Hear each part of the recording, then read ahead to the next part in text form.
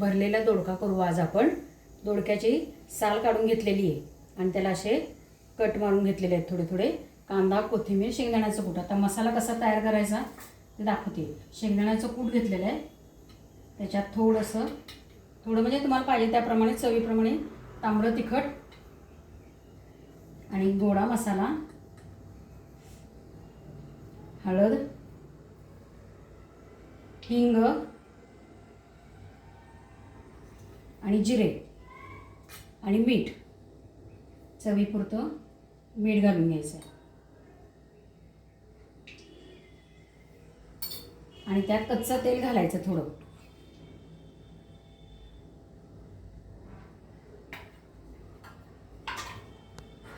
आता हे सगळं मी थोडंसं चमचा 2 चमचे पाणी घालून मसाला तयार करून घेते।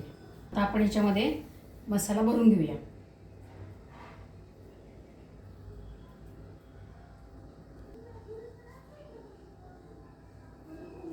पोट ठेवलेलं आहे आणि हे दोडका असा सगळा भरून घेतलेला आहे आणि थोडा मसाला जरा जास्तच ठेवायचा म्हणजे ग्रेव्ही तयार होते। आता मी नेहमीप्रमाणे फोडणी करून घेते। मोहरी, जिरे, हिंग आणि हळद। आपण ह्याच्यात मसाल्यात तर घातलेला आहेच आहे, पण तरी ह्याच्यात घालायचं म्हणजे ती चव वेगळी लागते।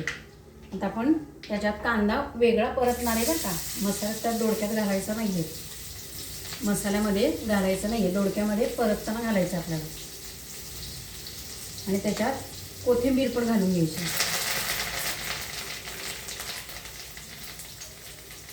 आता हे छान परतून घ्यायचं। कांदा परतून झालेला आहे, आता हे दोडके त्यात सोडून घ्यायचे।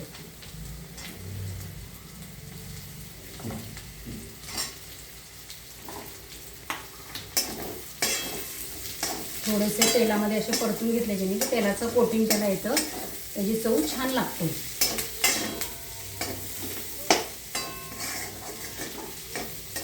आता मंद गॅस केला आणि त्याच्यावर मी झाकण ठेवणार आहे। त्याच्यावर झाकण ठेवते। त्यालाचं जे पाणी आहे ते आपण त्यात घालून घेऊया।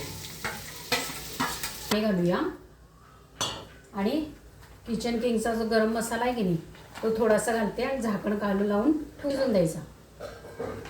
बघा कसा घमघमाट सुटलेला आहे आणि आपला दोडका तयार झालेला आहे। दाखवते शिजलाय का, शिजलेला आहे दोडका। मस्तपैकी असं चमचमीत खायचं आणि मस्त हेल्दी राहायचं।